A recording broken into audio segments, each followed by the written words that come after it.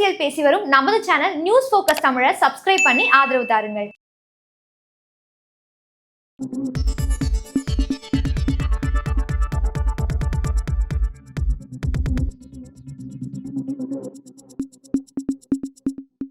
News focus Tamil நேயர்களுக்கு வணக்கம். இன்று நம்மோடு நேர்காணலில் இணைந்திருக்கக்கூடியவர் நமது செய்தி ஆசிரியர் திரு அன்பழகன் அவர்கள். வணக்கம் சார். சார், இப்போ பீகார்ல பாத்தீங்கன்னா எஸ்ஐஆர் அப்படிங்கிற பணியானது முடிக்கப்பட்டுள்ளது. இது தொடர்பா சுப்ரீம் கோர்ட்ல தற்போது வழக்கு போயிட்டு இருக்கு. ஸோ இந்த விவகாரத்துல சுப்ரீம் கோர்ட் சில ஜட்மெண்ட்ஸ் கொடுத்திருக்காங்க, சில அப்டேட்ஸ் அப்படிங்கிறது வந்திருக்கு. இதை நீங்க எப்படி பாக்குறீங்க? ஒரு முக்கியமான ஒரு வழக்கு, இந்தியாவே ஒரு பரபரப்புக்குள்ளாக்குன ஒரு முக்கியமான ஒரு நிகழ்வு இது. பார்லிமெண்ட்ல இந்த பிரச்சனைக்காகவே கிட்டத்தட்ட ஒரு வாரமாக இந்த மழைக்கால கூட்டத்தொடர் நடக்கல அப்படிங்கிறத பார்க்குறோம். செகண்ட் வீக் ஆரம்பித்தாலும் சில பிரச்சனை போயிட்டு தான் இருக்குது. இந்த விஷயத்திலே ஒரு முக்கியமான பிரச்சனை. இந்த பிரச்சனையில் ஆரம்பத்திலேருந்து பார்த்தீங்கன்னா ஆளும் அரசுகிட்டேருந்து ப்ராப்பரான பதில் வராமல் இருக்குது. அதே மாதிரி எலெக்ஷன் கமிஷன்கிட்டேருந்தும் பல கேள்விகளுக்கு பதில் வராமல் இருக்குது எதிர்கட்சிகளுக்கு. So end of the result என்ன ஆச்சுன்னா, எதிர்கட்சிகள் வழக்கு தொடுக்கிறாங்க உச்சநீதிமன்றத்தில் இந்த வச்சியில் பல பிரச்சனை இருக்குன்னு சொல்லிட்டு. ஏன்னா இன்னும் 2 டேஸில் அந்த பட்டியலை வெளியிட போகிறாங்க. பீகாரில் அந்த ஸ்பெஷல் இன்டென்சிவ் ரிவிஷன் எஸ்ஐஆர்னு சொல்லக்கூடிய அந்த ஒரு வாக்காளர் பட்டியலில் தீவிர திருத்த பணியை செஞ்சாங்க. அந்த திருத்த பணியில் கிட்டத்தட்ட 64 லட்சம் பேர் அந்த பட்டியலேருந்து வாக்களிக்க தகுதியற்றவர்களாக ஆகியிருக்காங்க அப்படிங்கிறது ஒரு முக்கியமான சார்ஜ் ஷீட்டு, முக்கியமான குற்றச்சாட்டு. அந்த பட்டியலில் அந்த புள்ளிவரத்தை வெளியிட்டிருக்கு எலெக்ஷன் கமிஷன் தான் வெளியிட்டிருக்காங்க. ஆனால் அது எதன் அடிப்படையில் செஞ்சாங்க அப்படிங்கிறத அந்த ப்ராசஸ் இருக்குல்ல, அந்த ப்ரொசீஜர் இருக்குல்ல, அதை தான் ஆரம்பத்தில் இருந்து எதிர்கட்சியில் எதிர்க்கிறாங்க. அதில் என்ன சொல்ல வராங்க அப்படின்னா, எலெக்ஷன் கமிஷனே சொல்லக்கூடிய கடந்த காலத்தில் அவங்க கொடுத்த சில ஆவணங்களை இந்த முறை அவங்க ஏற்றுக்க மறுக்கிறாங்க. நீங்கள் வாக்காளர் பட்டியல் இடம்பெறணும்னா புதுசாக சில ஃபார்ம்ஸ் கொண்டு வச்சிருக்காங்க, அதன் மூலமாக தான் ஏற்றுக்க போகிறோம். இப்போ பழைய ஃபார்ம்ஸ்லாம் நாங்கள் புறக்கணிக்க போகிறோன்னு சொல்கிறாங்க. அவங்க புறக்கணிதில் முக்கியமான 3 விஷயம் இதுதான் எல்லாருக்கும் ஆச்சரியத்தை கொடுக்குது. ஒன்று, ஓட்டர் ஐடி ஏற்றுக்க மாட்டேங்கிறாங்க. அவங்க எலெக்ஷன் கமிஷன் கொடுத்த ஓட்டர் ஐடி ஏற்றுக்க மாட்டேங்கிறாங்க. 2வது, சாதாரண மனிதன் அடையாளம் சொல்லக்கூடிய ஆதார் அட்டை, அதையும் அவங்க ஏற்றுக்க மாட்டேங்கிறாங்க. 3வது, ரேஷன் கார்டு. இந்த 3 விஷயம் நாங்கள் ஏற்றுக்க மாட்டோம் அப்படின்னு சொல்லிட்டு அதுக்கு பதில் வேறு சில விஷயங்கள்லாம் கொடுக்குறாங்க. 2வது நம்மளுடைய இருப்பிட சான்றிதழ், அப்புறம் நேட்டிவிட்டி சர்டிஃபிகேட்ஸ், அதாவது நேட்டிவிட்டி சர்டிஃபிகேட்ஸ், பர்த் சர்டிஃபிகேட், இந்த மாதிரியான சில விஷயங்கள் ரொம்ப முக்கியமான, அதாவது ரேராக எல்லார்ட்டையும் ரேராக இருக்கக்கூடிய சில ஆவணங்கள்லாம் இதில் மேண்டேட்டே ஆக்கி வச்சிருக்காங்க. அதெல்லாம் ஒரு முக்கியமான பிரச்சனை. ஸோ இதில் டிஸ்டர்ப் ஆன எதிர்கட்சிகள்லாம் இதில் வழக்கு தொடுக்கிறாங்க. இந்த வழக்கு சுப்ரீம் கோர்ட்டில் பார்த்தீங்கன்னா ஜஸ்டிஸ் சூரியகாந்த் மற்றும் ஜோய் மல்லையா மாக்ஷி இந்த அமர்வுக்கு தான் இந்த வழக்கு விசாரணைக்கு வருது. வழக்கு மனுதாரர் தரப்பில் மூத்த அட்வொகேட் கபில் சிபல் உள்ளிட்ட சில அட்வொகேட்ஸ்லாம் ஆஜராகிறது ஒரு பக்கம். முக்கியமாக இந்த விஷயத்தில் என்னென்னா, அதாவது எலெக்ஷன் கமிஷன்ட்ட ஏற்கனவே இந்த வழக்கு வந்துச்சு. அப்பவும் பார்த்தீங்கன்னா ஏடிஆர்ல அந்த வழக்கு போட்டுருந்தாங்க. இப்போ ஏடிஆர் போட்டிருக்காங்க. ஜனநாயக சீர்திருத்த சங்கமும் அவங்களும் மனுதாரராக இணைஞ்சிருக்காங்க. ஏன்னா எலெக்ஷன் கமிஷனுடைய பல குற்றச்சாட்டுகளை அவங்க தான் கரெக்டாக அட்ரஸ் பண்ணுவாங்க. பல முறை அட்ரஸ் பண்ணி சொல்லியிருக்காங்க. கடந்த காலத்தில் பார்த்தீங்கன்னா ஃபார்ம் 17C அவங்க கொடுக்க மாட்டேங்கிறாங்க. முகவர்களுக்கு ஏஜென்ட்ஸ் கொடுக்க வேண்டிய அந்த ஃபார்மை கொடுக்க மாட்டேங்கிறாங்க. அதே மாதிரி இவிஎம்ல சில முறைகேடுகள் இருக்குது. குறிப்பாக சில வாக்குச்சாவடிகளில் பிரச்சனை வருது அப்படிங்கிறதா இருக்கட்டும். அல்லது பார்த்தீங்கன்னா ஹரியானா எலெக்ஷனில் பார்த்தீங்கன்னா அந்த இவிஎம் மிஷினில் அந்த ஒரு நாள் கடந்து கூட அந்த பேட்டரி பர்ஃபார்மன்ஸ் அப்படியே இருந்திருக்கு எப்படின்ற மாதிரியான சில கேள்விகள் எழுப்புறாங்க. பல முறைகேடுகள், எலெக்ஷன் கமிஷனுடைய பல சார்புத்தன்மைகள், அதில் இருக்கிற நிர்வாக முறைகேடுகள் எல்லாத்தையும் அட்ரஸ் பண்ணக்கூடிய முக்கியமான ஒரு என்ஜிஓ பார்த்தீங்கன்னா இந்த ஏடிஆர். அது சார்பாக மூத்த அட்வொகேட் பிரசாந்த் பூஷன் கூட பல நேரங்கள் ஆஜராவார். இப்போ அவரும் ஆஜராகிருக்குன்னு பார்க்குறேன். இந்த மாதிரிலாம் ஒரு முக்கியமான ஒரு வழக்கை தொடுப்பாங்க. இப்போ அவங்க இந்த விஷயத்தில் என்னன்னா, அவங்களும் எதிர்கட்சியில் வைக்கக்கூடிய அதே கோரிக்கை தான் வைக்கிறாங்க. இந்த மாதிரி முக்கியமான சில ஆவணங்களை மேண்டேட்டாக ஆக்காம தேவையில்லாதெல்லாம் மேண்டேட் ஆக்கி வச்சிருக்காங்க, அரிதான விஷயங்களை மேண்டேட் ஆக்கி வச்சிருக்காங்க அப்படிங்கிற ஒரு சார்ஜஸ் முன் வைக்கிறாங்க.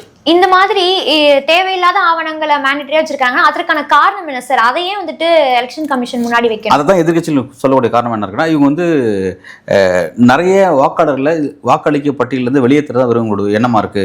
நிறைய நபர்களை உள்ள கொண்டு வந்து அவங்களோட விருப்பமா கிடையாது. அந்த சிஸ்டத்தை இப்ப கொஞ்சம் டஃப் ஆக்கி வைக்கணும் அப்படிங்கிறது அவங்களோட நோக்கமா இருக்கு. அது எலெக்ஷன் கமிஷனோட வேலையே கிடையாது. அதை அவங்க செய்வதற்கான காரணம் எலெக்ஷன் கமிஷன் ஏன் அதை செய்யறாங்க அப்படிங்கிறது ஆரம்பத்திலிருந்து அவங்க எதிர்கட்சியில் வைக்கக்கூடிய முக்கியமான குற்றச்சாட்டு என்னன்னா, இந்த வாக்காளர் பட்டியல் அப்படிங்கிறது என்னன்னா, இவங்க வாக்காளர் பட்டியலை தயாரிக்கல. அதாவது வாக்காளர் பட்டியலோட சீர்திருத்தம் அப்படிங்கிறது ஒரு வாக்காளர் பட்டியலை இவங்க தயார் செய்யல.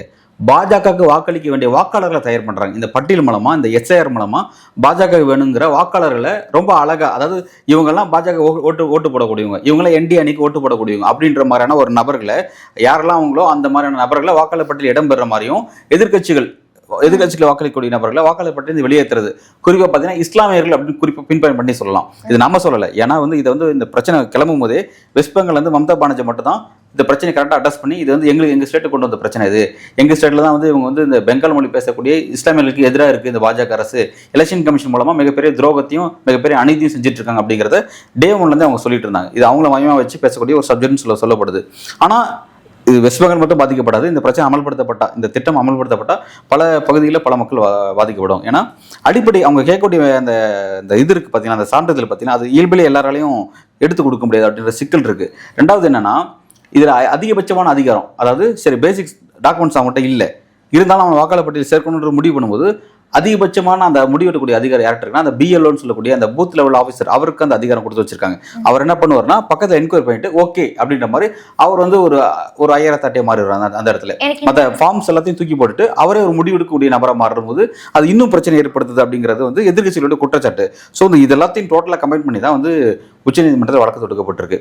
வழக்கில் வந்திருக்க அப்டேட் என்ன அப்படின்னா, சூரியகாந்த் மற்றும் மாஷி அவங்க என்ன சொல்றாங்க, என்ன விஷயத்தை குறிப்பிடுறாங்க அப்படின்னா, உங்களுடைய நோக்கம் எதை அச்சீவ் பண்ணுறதா இருக்கணும் அப்படின்னா அதிகமான நபர்களை வாக்காளர் பட்டியலில் இடம்பெற செய்ய வேண்டியதாக இருக்கணுமே தவிர அதிகமான நபர்களை வாக்காளர் பட்டியலிருந்து வெளியேற்றுறது உங்களோட நோக்கமாக இருக்கக்கூடாது. அப்படிங்கிற உங்களோட மோட்டோ என்ன அப்படிங்கிறத இந்த பெஞ்ச், இந்த அமர்வு வந்து அந்த விஷயத்தில் வந்து கொடுத்துட்டாங்க எலெக்ஷன் கமிஷனுக்கு. இதுதான் நீங்கள் அச்சீவ் பண்ணணும் அப்படின்னு சொல்லிட்டாங்க.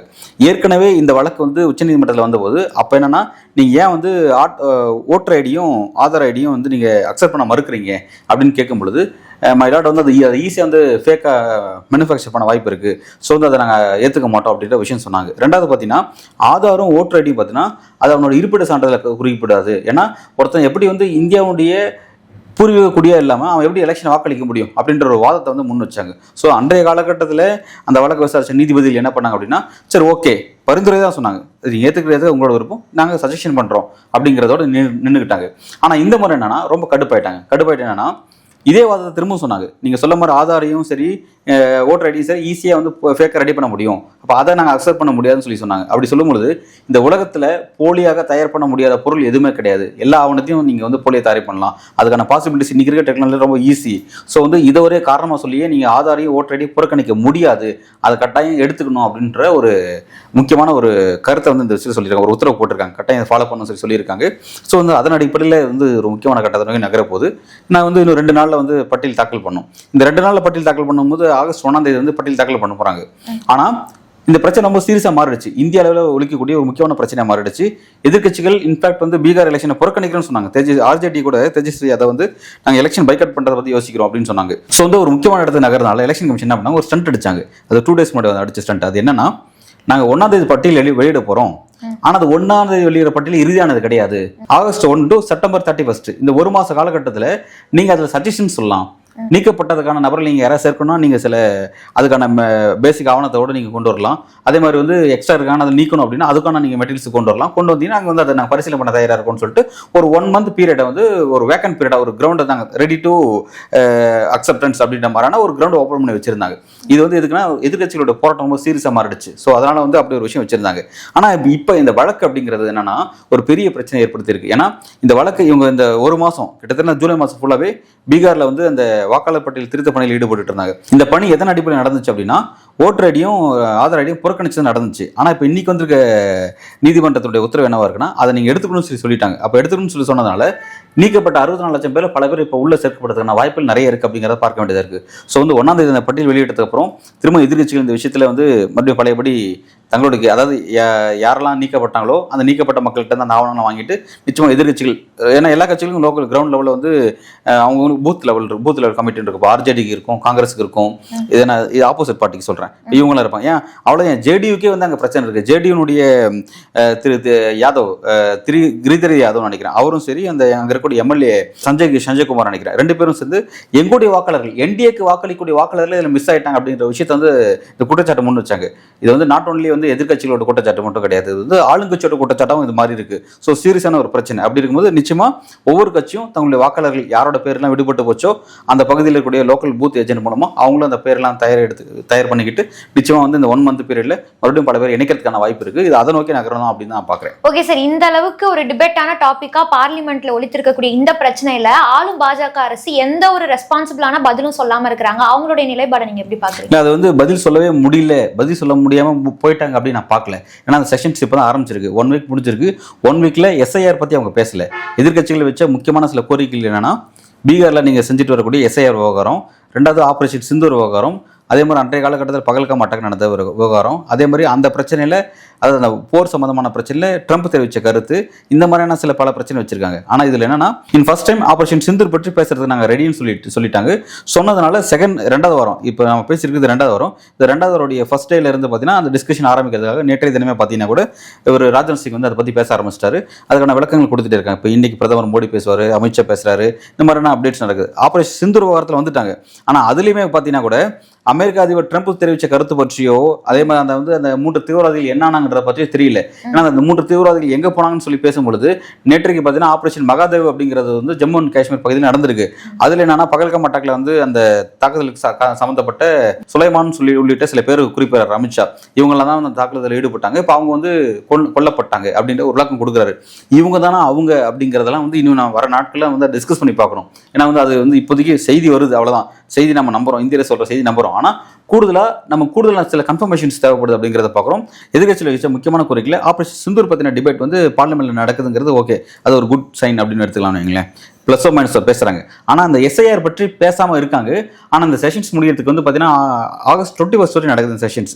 இன்னும் வந்து அப்படி பார்த்தீங்கன்னா இன்னும் வந்து ஒரு 24 நாளில் வந்து இந்த செஷன்ஸ் நடக்குதான் போகுது. லீவ் நாள்லாம் கழிச்சிட்டா கூட ஒரு 18 days இந்த செஷன் நடக்கும்னு நினைக்கிறேன். இந்த 18 daysல நிச்சயமாக ஏதாவது ஒரு நாள் கட்டாயமாக இந்த எஸ்ஐஆருக்கு பாஜக வாய் திறந்து பதில் சொல்லி ஆகணும். ஏன்னா டைம் இருக்கு. அது ஏன்னா எதிர்கட்சியோட தொடர்ச்சியான போராட்டம் அதை நோக்கியதாகவே இருக்கு. ஸோ வந்து நிச்சயமா இது வாயை திறந்து பதில் சொல்ல வேண்டியது இருக்கு. அதுக்கிடையில் இந்த சுப்ரீம் கோர்ட்ல இருந்து வந்த இந்த ஒரு ரிலீஃப் அப்படிங்கிறது கூட ஒரு பாசிட்டிவான சைனா நம்ம பார்க்க வேண்டியதா இருக்கு. எனவே இந்த விஷயத்துல பதிலே சொல்ல முடியாது, பாஜக தப்பிக்க முடியாது அப்படிங்கிற மாதிரி நான் பாக்குறேன். இப்போ சார், இப்போ மனிதர்களுக்கே பாத்தீங்கன்னா பேசிக்கா நீடடான ஒரு சர்டிபிகேட்ஸை வாங்குறதுக்கே இங்க பலவிதமான சிக்கல்கள் இருக்கு. ஆனா நாய்களுக்கு பாத்தீங்கன்னா சில சர்டிபிகேட்ஸை வாங்கியிருக்கிறாங்க. இதை நீங்க எப்படி பாக்குறீங்க? ரொம்ப ஒரு முக்கியமான ஒரு விஷயம். ரொம்ப அது ஃபன்னாகவும் சொல்லலாம், வந்து அது ஃபன்னாகவும் பார்க்கலாம். அதே நேரத்தில் வந்து இவ்வளவு என்ன சொல்றது, இந்த அளவுக்கு வந்து ஒரு பிற்போக்குத்தனமாக யோசிக்கிற அளவுக்கு இன்னைக்கு இந்திய நிர்வாகம், குறிப்பாக எலெக்ஷன் கமிஷன், பீகாரோடைய அரசு நிர்வாகம் இருக்கு அப்படின்ற அளவுக்கு நம்ம வந்து ஆச்சரியம் பார்க்க வேண்டியதாக இருக்கு. நாய் ஃபேமிலிங்க, குட்டியா தேவிங்கிறது அந்த பெண் நாய். அதே மாதிரி ஆம்பளை நாய் பேர் வந்து குட்டா பாபு. அதுக்கு பிறந்த அந்த 2 கப்பிள்ஸ்க்கு பிறந்த இன்னொரு நாய் பேர், அந்த குழந்தை நாய் பேர் என்னன்னா வந்து டாட் பாபு. இந்த நாய் வந்து இருப்பிட சான்றிதழ் பெற்றிருக்கு. இதுதான் வந்து பீகாரில் ஒரு அதிசயமான விஷயம் மாறி இருக்கு. அந்த நாய் வந்து எந்த பகுதியை சேர்ந்துச்சு, அந்த நாயுடைய அந்த ஏரியா பேர், அந்த வீட்டு அட்ரஸ் எல்லாமே வந்து அந்த ஆவணத்தில் இருக்கு. அந்த இருப்பிட சான்றிதழ் நேட்டிவிட்டி சர்டிஃபிகேட்ல பார்த்தீங்கன்னா ப்ராப்பராக வந்து அந்த அப்பா யார், அந்த அம்மா யார், அந்த நாய் பேர் என்ன அப்படிங்கிறதெல்லாம் மென்ஷன் பண்ணப்பட்டிருக்கு. இதில் என்னன்னா அந்த நாய்க்கு இந்த மாதிரி சர்டிஃபிகேட் தேவைப்படுதுன்னு சொல்லி ஒருத்தர் அப்ளை பண்ணியிருக்காரு. அப்ளை பண்ண நபர் பிறகு அது இ சேவை மையம், அங்கே இருக்கக்கூடிய லோக்கல் இருக்க அந்த இ சேவை மையம் இருக்குது பார்த்தீங்களா, அந்த இ சேவை மையத்தில் அதை ப்ராசஸ் பண்ணி அதை பிரிண்ட் எடுத்த நபர் பிறகு வந்து அதில் வருவாய்த்துறை ஆய்வாளர் ஒருத்தர் சைன் பண்ணியிருக்கிறார். அதாவது அவர் தான் அத்தாரிட்டி, லோக்கலில் இருக்கக்கூடிய ஆர்ஐ ஒருத்தர் இருப்பார், அவர் தான் அதுக்கான அத்தாரிட்டி. அவருக்கு வந்து அதை உறுதி அளிச்சிருக்காரு. இந்த முகவரியில் வசிக்கக்கூடியது இவங்க அப்படின்னு உறுதி அளிச்சிருக்காங்க. இந்த 3 பேரையும் வந்து விசாரணை பண்ணியிருக்காங்க. 3 பேரும் வந்து எஃப்ஐஆர் பதிவு செஞ்சிருக்காங்க. அந்த அளவுக்கு ஒரு சீரியஸான விஷயமா மாறி போயிடுச்சு. எப்படி ஒரு நாய்க்கு மனிதருக்கு இருக்கிற மாதிரியான ஒரு இருப்பிட சான்றிதழ் நீங்கள் கொடுப்பீங்க, அதை ஒருத்தன் அப்ளை பண்ணது தப்பு, அதை அங்கீகரிச்ச இ சேவை மையத்தில் அதை ஒருத்தர் ப்ராசஸ் பண்ணியிருக்காங்க. இவ்வளோ வேலையை மெனக்கட்ட பண்ணதை ஒரு டிஜிட்டல் சைன் பண்ணி ஒரு சம்மந்தப்பட்ட ஒரு வருவாய் ஆய்வாளர் சைன் பண்ணியிருக்காரு அப்படிங்கிறது அது அடுத்த ஒரு முக்கியமான விஷயம்.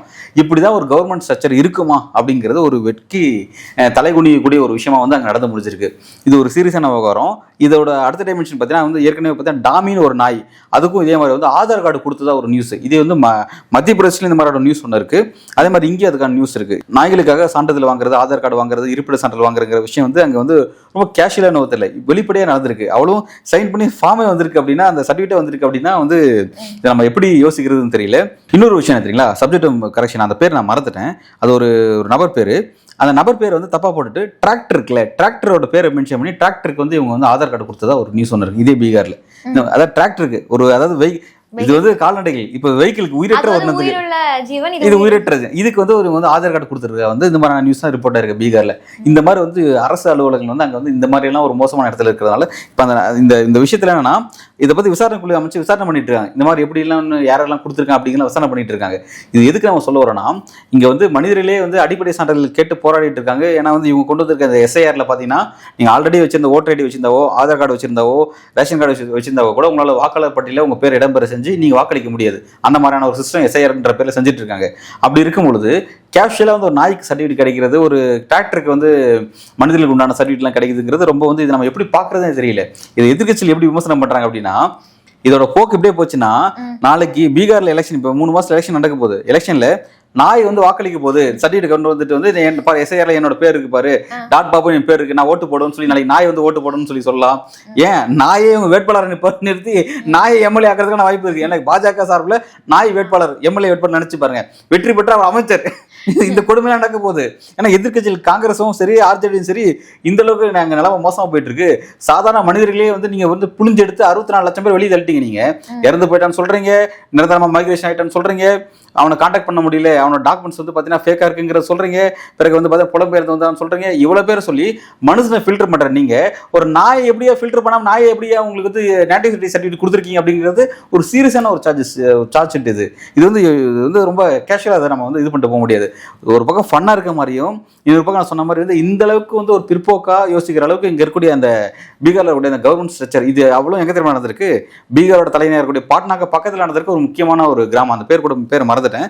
அந்த பகுதியில இப்படி ஒரு விஷயம் நடந்திருக்கு அப்படிங்கிறது வந்து ஒரு என்ன சொல்றது இது. அப்ப இந்த அளவுக்கு தான் வந்து நீங்க உங்க அரசு நிர்வாகத்தை நீங்க நடத்திட்டு இருக்கீங்களா அப்படின்ற மாதிரி நமக்கு வந்து ஆச்சரியப்படத்தக்க வகையில் இந்த விஷயம் நடந்து முடிஞ்சிருக்கு. எனவே வந்து நம்ம எலெக்ஷன் கமிஷன் செய்யக்கூடிய இந்த எஸ்ஐஆர் போன்ற விஷயத்துல அவங்க செய்யக்கூடிய ஜனநாயகமற்ற தன்மையை நம்ம கேள்வி வைக்கிற மாதிரி அரசு இயந்திரங்கள் செய்யக்கூடிய அரசு ஊழியர்கள் செய்யக்கூடிய இந்த மாதிரியான தவறுகள் நம்ம கோடிட்டு காட்டு அதை பத்தி பேச வேண்டியதா இருக்கு. எப்படி வெளிப்படையா பாஜக இதெல்லாம் வந்து டேக் டீசன் போறாருன்னு எனக்கு தெரியல. இதை நான் பார்க்கும்போது நான் என்ன நினைக்கிறேன், பீகாரோட நிதிஷ்குமார் தலைமையிலான அந்த கவர்மெண்ட் இருக்குல்ல, அந்த கவர்மெண்ட் இப்படிதான் பேட்டர்ன் இயங்கிட்டு இருக்கா. ஏன்னா வந்து பாத்தீங்கன்னா சமீப நாட்களில் பாத்தீங்கன்னா இப்போ ஒரு 1.5 ஆண்டுகள் 2 ஆண்டுகளுக்கு முன்பு பார்த்தீங்கன்னா வரிசையா பீகார்ல பல பாலங்கள் இடிஞ்சு விழுந்துச்சு, மழை பெஞ்சு பல பாலங்கள் இடிஞ்சு விழுந்துச்சு. அந்த அளவுக்கு வந்து கன்ஸ்ட்ரக்ஷன்ஸ் ரொம்ப ஒஸ்டா இருக்கு அப்படின்ற மாதிரி போயிட்டு இருந்துச்சு. அப்போ இவ்வளவு ஒஸ்டா இருக்கும்போது பார்த்தீங்கன்னா பீகார் முதல்வர் நிதிஷ்குமார் அங்க இருக்கக்கூடிய ஐஏஎஸ் அதிகாரிகளையும் இந்த பொதுப்பணித்துறை இன்ஜினியர்ஸும் காலில் விழுந்து வணங்குறாரு. ஒரு பிரச்சனைலாம் கொஞ்சம் சரி பண்ணுங்க அப்படின்ற மாதிரி காலில் விழுந்து வணங்குற அளவுக்கு இறங்கி போயிட்டார். அந்த அளவுக்கு பீகாரோடைய முதல் நிதிஷ்குமார் வந்து பார்த்தீங்கன்னா அவர் சுயநினைவோடு இருக்காரு இல்லைன்னே தெரியல. பொது வழியில் கலந்துக்கும் போது அவர் அந்த அளவுக்கு மோசமாக போயிட்டு இருக்காரு.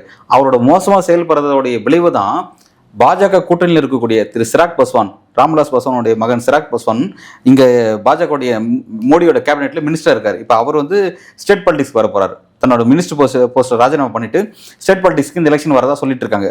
லோக் ஜனசக்தி பார்ட்டி சார்பா வந்து எலெக்ஷன் நிற்க போறதா சொல்றாங்க. அவர் வந்து ஆளுகிற என்டிஏ கூட்டணியுடைய முக்கியமான ஒரு கூட்டாளி.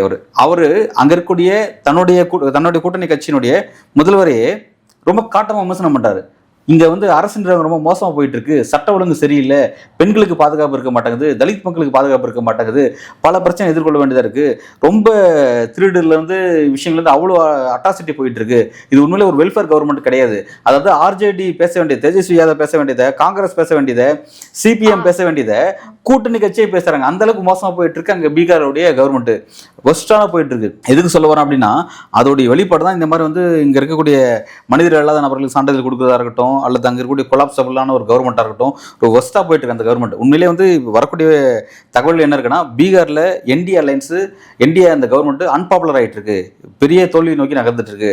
இப்போ ஆப்போசிட் பார்ட்டி தான் பெரிய வாய்ப்பு இருக்கு. ஆப்போசிட் பார்ட்டி யாருன்னா ஆர்ஜேடி காங்கிரஸ் கூட்டணி தான். அவங்களுக்கான வாய்ப்பு, அவங்களுக்கு பிரகாசமான வாய்ப்பு இருக்குன்னு சொல்லப்படுது. தேர்ட் பிளேயரா பார்த்தீங்கன்னா வந்து நம்ம இவர் உள்ள இறங்கி இருக்கிற பிரசாந்த் கிஷோர் வந்து நம்மளுடைய ஜன் சுராஜ் கட்சி ஆரம்பிச்சு அவர் வந்து ஃபர்ஸ்ட் டைம் பாலிடிக்ஸ் இறங்குறாரு, பீகார் எலெக்ஷனில் பங்கெடுக்க போறாரு. அவருடைய வருகை அப்படிங்கிறது நிச்சயமா வந்து என்டிஏ ஆளும் அரசுக்கு இன்னொரு ஒரு நெருக்கடியாக மாறப்போகுது. ஏன்னா ஓட்டு அவர் பிரிக்க போறாரு அப்படின்ற மாதிரி போயிட்டு இருக்கு. பெரிய நெருக்கடியை என்டிஏ அலைன்ஸ் பீகார்ல இந்த மாதிரி எதிர்கொண்டுட்டு இருக்கு. நிச்சயமா இந்த எலெக்ஷன் அவங்களுக்கு தோல்வி உறுதியாக தான் இருக்கு அப்படின்ற மாதிரி சொல்லப்படுது. அதை சரி கட்ட என்ன பண்ண போறாங்கன்னு தெரியல. அதுக்காக தான் இந்த மாதிரி எஸ்ஐஆர் விஷயத்தை கையில் எடுத்தாங்கன்னு சொல்லி சொன்னாங்க. இப்போ அதுக்கும் பார்த்தீங்கன்னா நீதிமன்றம் வந்து முட்டுக்கட்ட போற மாதிரி நீ ஆதார் எடுத்துக்கோ, ஓட்டர் ஐடி எடுத்துக்கோன்னு சொல்லி கட்டாயப்படுத்திருக்காங்க. ஸோ வந்து அதை நோக்கி நகரும்போது அவங்க இவ்வளவு நாள் இந்த 1 மாதம் செஞ்ச அவங்களுடைய இந்த ஒர்க் இருக்கு பார்த்தீங்கன்னா அந்த ஒர்க்கில் வந்து ஒரு பெரிய முட்டுக்கட்டை அப்படிங்கிற மாதிரி தான் உள்ள போகுது. டோட்டலாக அவங்களோட விஷயங்கள் எல்லாத்தையும் திரும்ப மறுசீரமைப்பு பண்ணக்கூடிய ஒரு இடத்துக்கு தான் தள்ள போறாங்க அப்படிங்கிற மாதிரி நான் அதை பார்க்குறேன். ஓகே சார், பீகார்ல நடந்த எஸ்ஐஆர் இருக்கக்கூடிய அப்டேட்ஸ் அண்ட் பெர்ஸ்பெக்டிவ் பற்றியும் பீகார் கவர்மெண்ட் பற்றியும் கருத்துக்கள் பகிர்ந்து கொண்டீங்க. மிக்க நன்றி.